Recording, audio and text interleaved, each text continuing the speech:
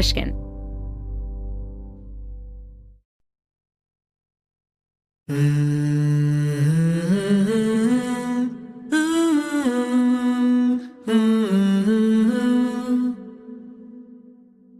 My sister calls me a happiness bully because if I think there's a way for you to be happier, I can get kind of insistent.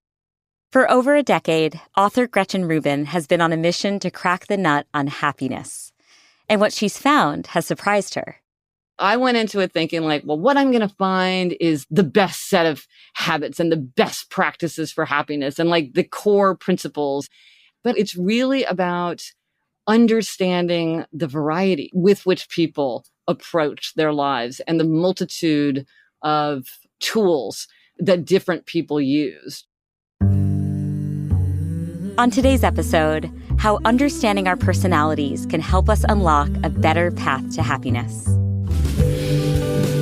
I'm Maya Shankar, and this is A Slight Change of Plans, a show about who we are and who we become in the face of a big change.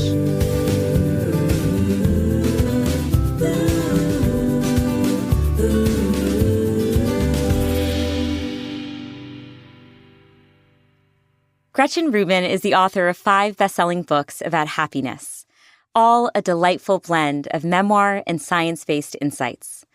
She's also the creator of The Happiness Project, an initiative that spans several books, a podcast, and a vibrant online community. I was drawn to Gretchen's story because she never thought she'd end up in this space. In fact, she trained as a lawyer, graduating from Yale Law School and clerking for the Supreme Court. Gretchen was on this path until one gloomy, rainy day when she was struck by an existential question, the kind that can hit you when you're surrounded by a bunch of soggy people on a city bus. I said, well, what do I want from life anyway? And I thought, well, I want to be happy. And I realized I was saying I wanted to be happy, but I didn't spend any time thinking about whether I was happy or if I thought I could be happier. I didn't even really know, could you make yourself happier? And I thought, I should have a happiness project. And I ran out to the library and got a giant stack of books. This is something that happens to me frequently. I get really enraptured with some idea like happiness, and I run out and I read a ton of books and I take a bunch of notes. But with happiness, it was so endlessly fascinating and so interesting. I was going deeper and deeper and deeper and getting more and more excited about all the things that I could do in my own life and to try, all these experiments that I wanted to run on myself as a guinea pig. It really started just as an experiment for my own life. That is what became the Happiness Project eventually. And for listeners who haven't read The Happiness Project, do you mind giving a little color as to the types of things that you tried out during your experimental year seeking happiness? Yes, I spent a year. It was a year-long experiment to see what made me happier. Could I make myself happier? And so every month I would pick a theme for something that I thought would make me happier. So I might work on energy or marriage or work. And then for each month, I would take a handful of sort of concrete, manageable resolutions, things that I felt like I could do as part of my ordinary day. I didn't do anything that was like a 2-week silent meditation retreat. Like these are all things I could do as part of my ordinary day. And just to see like, well, did this make me happier? What were some of the most memorable changes you made that you feel had the greatest impact on your happiness or that surprised you in some way? But one of the biggest surprises, this, is that the research is overwhelming that novelty and challenge tend to make people happier, even things like going to a new restaurant or walking through a new neighborhood. But I thought, well, that's not true of me. I like familiarity. I like mastery. I have very limited interest in like what I like to do. I eat the same food all the time. But because of the nature of this experiment, I had to test it. I had to see what I would find. And so at that time, I thought, well, I'll start a blog. And this was something that at that point was very much out of my comfort zone. I always wrote long. I never wrote short. I didn't come from journalism. So I was used to writing books. Yeah. I didn't know how to do techie stuff. I just felt like everything about it was intimidating and unfamiliar and scary. And I thought, well, it's novel and challenging. So why don't I try this? And that just became an enormous engine of happiness for me. It's led to so many things, and I've learned so many new skills from just sort of stepping into that territory. And so I found that even for a familiarity and mastery lover like me, it is true that novelty and challenge make us happier. Yeah, I'd love to dig in a bit on the novelty challenge, given what you described about your personality. I know that Daniel Kahneman, who won the Nobel Prize for his work in behavioral economics, differentiates between moment-to-moment happiness or utility and then remembered utility, right? Or remembered happiness. The things that might in the longer term make us feel happiness or fulfillment or satisfaction in the short term might come along with a lot of unpleasant feelings or negative feelings, like you described, right? In those early days of blogging. The way I think about it is to be happy, you have to think about feeling good. So how do you have fun, love, enthusiasm, connection, play? You have to think about feeling bad. How can you feel less guilt, anger, resentment, boredom, indignation? But you also have to think about feeling right, which is, does your life live up to your values? Does it reflect what you want your life to be? Even if that makes you feel bad and does not make you feel good, which sometimes it doesn't. And you have to think about having an atmosphere of growth, which is when we just feel we're happier when we're growing, when we're learning things, when we're fixing things, when we're helping someone else, when somehow we're just contributing to growth. And so for me, it's clear to think about something like this as this is a way that I was growing. And it's a trade-off that we all have to be thinking about at all times. Because, we say like, all we have is now, all we have is the present moment. That's true. It's also true that a life that is wholly focused on the present moment would not be a good life. You don't want to do something right now to make yourself feel better that just in the end is going to make you feel worse. And so I think that this tension between how do I feel right now versus do I choose to deprive myself of something? Do I choose to demand something of myself? Because I know that my future self will be happier for it. Exactly. And I think some of the research that I find so exciting in the field of cognitive science and psychology around happiness is around how we can reduce the friction we feel in the short term when it comes to reaching our long-term goals, and the fact that our ability to build habits out of the things that we want to do can be a very effective tactic. Yes. So can you talk a bit more about the connection between habit building and happiness? And again, how that can help us overcome some of these shorter term obstacles or barriers in pursuit of our long-term happiness goals? Well, and what you're saying is exactly what led me to write my book Better Than Before, which is all about habit change. Because what you see is that people want to be happier, but then often what it would take to follow through with those aims is to develop some kind of habit. Because you're right. Habit puts behavior on autopilot. We don't have to make decisions. We don't have to use willpower. It's just something that happens. We just get into a car and put on the seatbelt and we just don't give it a second thought. And there's a lot of power in that. And so when we're trying to build a habit, there's many things that we can do to try to strengthen it. So one of the few sort of almost universals is that we're much more likely to do things that are convenient and much less likely to do things that are inconvenient. So if there's something you want to do, you want to make it as easy as possible. And if something you don't want to do it, you want to make it harder. So, and I've heard of so many funny examples. Ooh, can you share some of them? They sleep in their workout clothes so they don't have to change their clothes to go work out in the morning. I've heard of people who will take their television remote control and like put it in a cabinet on the other side of their house or apartment. So if they want to turn on the TV, they have to walk way out of their way. Putting your phone in the trunk of your car instead of putting it next to you where it's going to be beckoning to you with every time it chirps. You're just going to want to like, ooh, can I just take a quick look? Yeah. Here I am at a stoplight. I'm just going to take a quick look. And like, well, if it's in the trunk of your car, that'll be too inconvenient. So I think those are things that just about anybody can think about as convenience and inconvenience. And it's hard to overstate, I think, just how even the smallest of frictions can have a disproportionate impact on our behavior. So like my husband and I go for walks in the evening and it just drives him nuts when I occasionally, take my phone out of my pocket. So there are times where, and this has been a wonderful change in my life as of late, I just leave my phone at home. I'm like, between the two of us, we only need one phone. So that's like the full fix. Yes. Great idea. There are times where I need to bring my phone for whatever reason. Yeah. And when I do that, I put my phone onto airplane mode. And you would think I'm one button away from going back to 5G, right? Just one button away, one press away. But in my mind, that is enough of an antagonist for me to not want to do it. Yes. This is not like you have to do some, you've got to rearrange your house to make it easier to do yoga or something. This is like, very small things can make a difference. And small inconveniences can make it much easier to resist temptation. Exactly.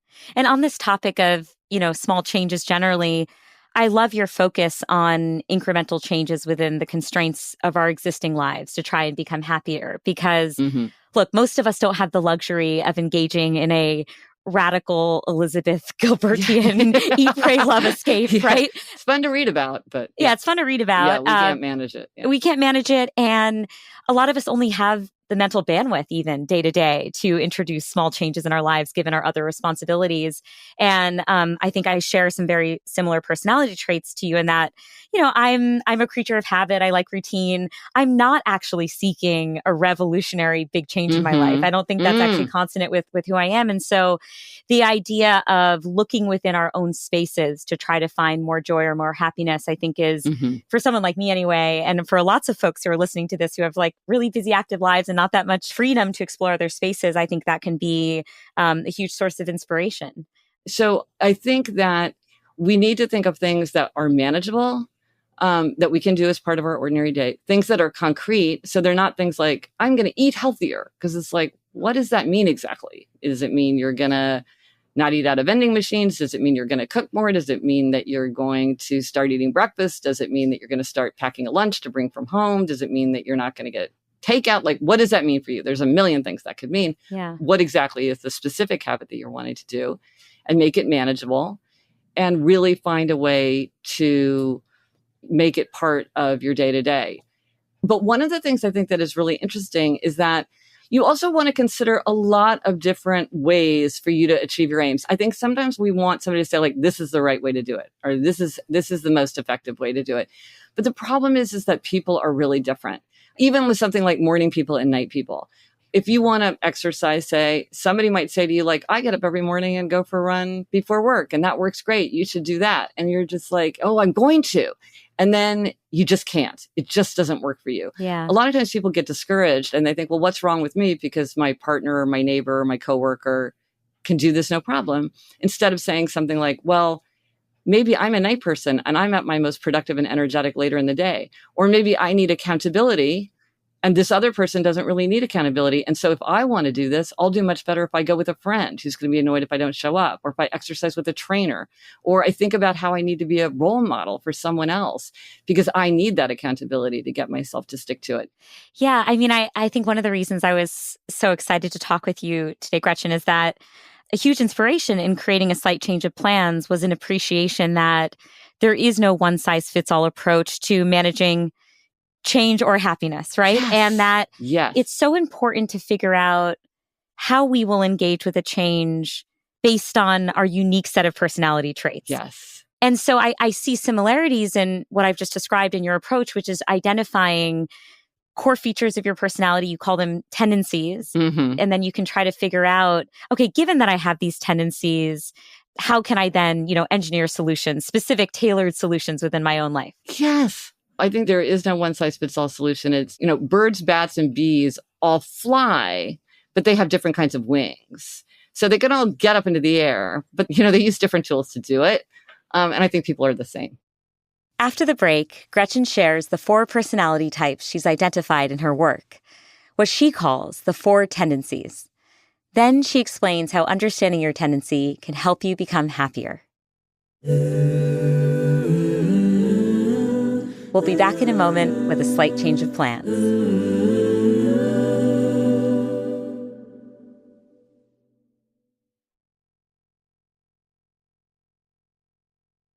Do you mind giving listeners an overview of your framework, namely the 4 tendencies? Sure. So this divides people into upholders, questioners, obligers, and rebels. And I'll describe it briefly, but if somebody wants to take a quiz and get a report and an answer, because I know some people love a quiz and an answer, you can go to GretchenRubin.com/4 tendencies, FOUR tendencies. And it's like 3.5 million people have taken this quiz. It's free, it's quick. But I'll just describe it, and I think your listeners will know what they are. Sure. So what it's looking at is something very narrow but significant, which is how you respond to expectations. Outer expectations, like a work deadline, and inner expectations, like your own desire to keep a New Year's resolution. So upholders readily meet outer and inner expectations. They meet the work deadline, they keep the New Year's resolution without much fuss. They want to know what other people expect from them, but their expectations for themselves are just as important. So their motto is, discipline is my freedom. Then there are questioners. Questioners question all expectations. They'll do something if they think it makes sense. So they're making everything an inner expectation. They meet inner expectations. They resist outer expectations. They don't like anything that they think is arbitrary, ineffective, unjustified. They're always looking for reasons. And so their motto is, I'll comply if you convince me why. Then there are obligers, and this is the biggest tendency for both men and women. Obligers readily meet outer expectations, but they struggle to meet inner expectations. So these are people who say, I don't understand why I can keep my promises to other people, but I don't keep my promises to myself. So their motto is, you can count on me, and I'm counting on you to count on me. And then finally, rebels. Rebels resist all expectations, outer and inner alike. They want to do what they want to do in their own way, in their own time. They can do anything they want to do, anything they choose to do. But if you ask or tell them to do something, they are very likely to resist. And typically they don't tell themselves what to do. So their motto is, you can't make me, and neither can I. So those are the four tendencies. Okay, so let's say that someone has identified what their tendency is, right? Yes. Can you give just a couple of illustrations of ways that they might be able to apply that to their own life in order to see greater happiness or change or whatever their goals are? Absolutely. So let's say that someone wants the habit of exercising, because that's a very common habit that people like because they know it makes them happier and more energized and sleep better. So let's say you're an obliger. That's the biggest tendency. You need outer accountability. So you just need to figure out how to get that. If you're a questioner, questioners are good at forming habits once they decide that's what they want. And if you see a questioner who's sort of stalled out and says they want to form a habit but is having trouble, even though they say, well, I know this is make me happier, it's probably because they don't have clarity. They need to know why. But it's not just like, why would I exercise? It's like, why am I going to do this kind of exercise? Why am I listening to this expert? Why am I doing it this way? Why am I doing it at this time of day? The more clarity they have, the more their questions are answered, the more they will have that feeling of like, oh, this makes sense. I'm in. For rebels do not tend to have good luck with things like scheduling. They tend not to like accountability. They don't like somebody looking over their shoulders. So a lot of things that work for other tendencies don't work as well for rebels. So if a rebel wanted to do this, I would say, one, think about your identity, because identity is such an important value to rebels. I'm a person who has a strong, healthy, active body, or I love to travel, and to travel, like I got to be in good shape. If I want to climb mountains, if I want to get on, a bus in the middle of a foreign country, I gotta bring that strength. And so of course I'm going to exercise. That's like part of who I am. Or it's like, I'm going to go exercising in the middle of the day when I'm supposed to be working because I'm not staying behind a screen and you can't make me, Or they might like a challenge. Rebels often love a challenge. Hey, you think I can't run a marathon? Watch me. That is what I have learned from rebels as an upholder, which is my tendency. And so for upholders, I have to say, habits come more easily to upholders. They tend to like calendars. They like to-do lists. They like execution. They like planning. And so they tend to find a lot of satisfaction in that. And this is also why upholders should be aware that others often do not find it as easy and satisfying to do the things that upholders do. Upholders often think, hey, look, it works for me. Just get with the program, do what I do, and it'll work for you. And it's like, no, it won't, because we're all different. We all have to figure out what works for us. So I'm curious, Gretchen, I've only had the joy of your company for some short number of minutes at this point. However, a little challenge for you. I know you're an upholder, not a rebel, but I'm going to give you a challenge anyway. So okay. I took your quiz, and I'm curious to know if you can guess, based on the very limited data you have about me so far, which tendency I fell into. Well, can I ask you how you feel about New Year's resolutions? Yeah, I like New Year's resolutions. I feel emboldened by them, and I usually try and take advantage of them. Do people ever tell you that you're too rigid or that you should be more spontaneous? No. Do people ever tell you that you ask too many questions? Yes. Okay. Well, you're leading me to think that you're a questioner who tips to upholder. That's what I'm thinking now. Yes. So I am a questioner. But I will say, when filling out the quiz, one challenge I faced is that depending on like the hat that I was wearing, I know this is very meta and very ironic. Okay, now you're going deep into questioner, because questioners often say, I can't answer the quiz because, and then they go into like all the distinctions and like how this and how that, and they're one of each thing. And, but I won't put you through that. But. No, but it's actually interesting because it is very much a questioner response. Yeah. And so that is making me think, just even being like, I question the validity of this framework, or like, what about selection bias? Like, these kinds of like questions. And this is why the questioner tendency is so valuable. Sure. Because these questions are really valuable. Yeah. And I was finding that depending on the hat that I put on when going through the quiz, I could be an obliger in certain contexts in my life, and I was more of a rebel in other areas of my life. Yeah, I definitely feel like there's a lot of malleability depending on the context in which I'm operating. Mm-hmm. So if listeners go in and take the quiz and they don't like what they find, and I know you said you shouldn't assign, it's no rank order on what tendency you are, right? You just are what you are. Yeah. In terms of the research and psychology on change, it can be really helpful to have a growth mindset around things, right? Mm-hmm. It can also be helpful to not put too strong a label on oneself, because we know from identity priming research that we will act in ways that align with our social identities. Yeah. And so do you see that there is sufficient malleability, at least like a spectrum within each category, and that you can, at least aspire to possess some of the other traits that you see in the other domains, if that's what people desire? I wouldn't think about it as trying to be like the other tendencies. I'm trying to get what I want. I'm trying to achieve my aim. How do I achieve my aim? As an obliger, how can I use the tools that work for obligers so I can get where I want? Because if somebody were to say, what I really want to be is an upholder, what they're really saying is, I think it would be easier for me to achieve my aims if I were an upholder. Or I think it would be easier to achieve my aims if I were a questioner. Or I think I could have the life I want if I were a rebel. So it's more like you get what you get and you don't get upset and you work with it. And then you get wherever you're trying to go. Because I think people do get very distracted by wishing they were different from the way they were. So I think, to clarify my question, I think it's less about wanting to be another tendency and more that you might find, for example, let's say that you are an upholder. Yes. Okay. Which I am. And you're like, you know what? I do feel like in my professional life, the fact that I'm so rule bound is actually hurting me. It's hindering me in some way. Yeah. And that if I could cultivate a little bit more of a rebel spirit so that I saw the constraints of my work in a more flexible way, I saw less red tape day to day, I was more willing to speak up to my boss, that would be a trait from the rebel category. It doesn't mean that I'm trying to be a rebel or pretend that I can be a rebel fully in that, that category, but more I see traits in other spaces where if I were to cultivate that, I would be better off, right? I would end up being happier, reaching my goals. I think that's a much better way to frame it than saying, I want to be a rebel. And that's what I hear from a lot of people. A lot of people are just very categorically, I don't want to be my tendency. Tell me how to get to another tendency.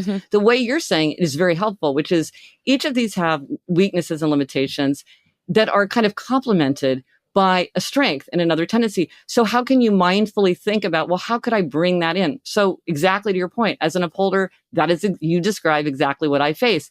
Sometimes I'm too eager to meet an expectation. I too much follow the rules. So I learn from questioners and I think, well, why would I do this? What's the point of this? Why am I going to meet this expectation? Or a rebel, like, I can choose. I'm free here. Like, does this work for me? Do I feel like doing this or not? So I think you're exactly right. I think we can study and learn from the strengths of the other tendencies. Yeah, I completely agree. I mean, I think it's just great to be exploratory in this space and basically to learn whatever you can from each, see what can benefit you. Look, there's lots of psychological models out there, lots of ways of divvying up personality. And I think it's productive to engage with many of them and to figure out, in the same way that we might have idiosyncratic preferences around habit formation, what motivates us, or the way in which we need to structure incentives in our lives, different frameworks might resonate more or less with us. 100%. One thing I love, Gretchen, is that I think there's a criticism in the happiness space around the more time we spend thinking about it, the worse off we are. Happiness is this elusive thing and is counterproductive to indulge too much in happiness thinking. And you counter that, right? You say, no, I don't quite think that's right. So do you mind sharing a bit more about that? You're exactly right. I think it was John Stuart Mill who said, ask yourself if you are happy and you shall cease to be so. Kind of this idea that we were going to all trip over our own feet. But yeah, my view is that we're much more likely to hit a target if we aim at it. And in my observation with happiness, it's not, most people, the issue isn't that they think about it too much, but they're like me and they hardly think about it at all. They're in the busyness of everyday life. It's sometimes hard to step back and ask ourselves a big question like, Am I making enough time for friends? Am I yelling at my kids too much? Are my habits kind of slowly chipping away at my health? And do I need to do something about that? I've been meaning to volunteer for like 5 years now. Like, am I ever going to do anything about that? I know that I should, but somehow the day never feels right. And so I think that by really saying, what would make me happier? What could I do as part of my ordinary day? And so I think that for happiness, it is really helpful to think about it and to try to find ways within our ordinary days to make those changes, which are often not that demanding and really can give us a surprising change. You said that, of course, there are very personality-specific recommendations around happiness. Yes. But for listeners who are just getting their feet wet, let's just give them a little bit to warm them up. So if you were going to say, what are the keys to happiness? One would be relationships. Ancient philosophers and contemporary scientists agree that to be happy, you have to have strong, enduring bonds. You need to feel like you can confide. You have to feel like you belong. You have to be able to get support. And just as important for happiness, need to be able to give support. So that's one kind of rule of thumb. Another rule of thumb is it's always helpful to start by thinking about your own body, because our physical experience always colors our emotional experience. And when we feel energy, when we feel good in our bodies, that makes it a lot easier to do all the other things that we know would make us happier. But if we are feeling drained, if we are feeling overwhelmed, if we are feeling just exhausted, it is very hard to do something, even if you know it would make you happier, because you just don't feel like you can muster up the wherewithal to do it. So that's things like give yourself a bedtime, or like exercises like a magical elixir where it both energizes us, but it also calms us down. And so thinking about, okay, I'm going to think about my body, my energy, my exercise. Another thing to think about is like, maybe you want to think about having some fun. Like something that you truly anticipate with pleasure, something that you do not look back on with regret. So this isn't something that's fun now, but is not fun later. Something that you look back on with pleasure, something that you see it in your calendar and you really feel good about that. And this isn't like, I know I'll feel better if I go to a spin class, but I don't really feel like going. I just know I'm going to feel great after. It's like, what are you really looking forward to? Is there a book that you've been dying to read? Is there a TV show you've been dying to watch? Like, take the time to do something just to give you a little bit of that lightness and playfulness. And the last thing I would say is like one of the best ways to be happy is to make other people happy. And this is a source of happiness that never fails. And I had a friend once who was going through a terribly difficult time. She got fired. She got rejected from a graduate program and her boyfriend broke up with her. And I said, how did you get through it? And she said, I was practically addicted to doing good deeds. It was the only thing that kept me going. And this is something like, even when you kind of don't know what to do, if you do even a small good deed, like, oh, I told you I would send you that recommendation, or I'm going to introduce those two people, or I'm going to hold the door open for somebody with a stroller, or I'm going to donate whatever I can afford to an organization whose cause I believe in. And sometimes people think like, well, if you do something for the benefit of someone else and it makes you happier, well, it's not really selfless because you're really making yourself happier. But I'm like, who cares?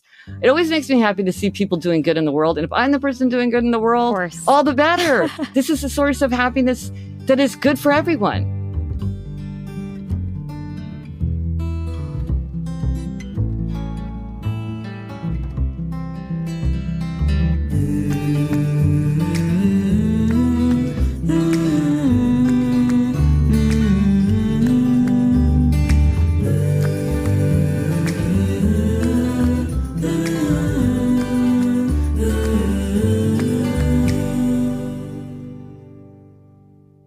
Hey, thanks so much for listening.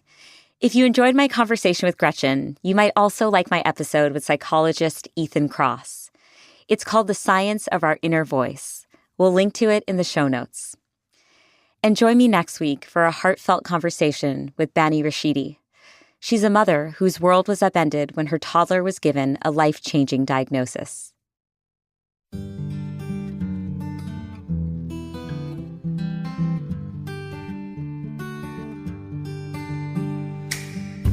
A Slight Change of Plans is created, written, and executive produced by me, Maya Shankar. The Slight Change family includes our showrunner, Tyler Green, our senior editor, Kate Parkinson Morgan, our producer, Trisha Bobita, and our sound engineer, Andrew Vastola. Luis Guerra wrote our delightful theme song, and Ginger Smith helped arrange the vocals. A Slight Change of Plans is a production of Pushkin Industries, so big thanks to everyone there. And of course, a very special thanks to Jimmy Lee. You can follow A Slight Change of Plans on Instagram at Dr. Maya Shankar. See you next week.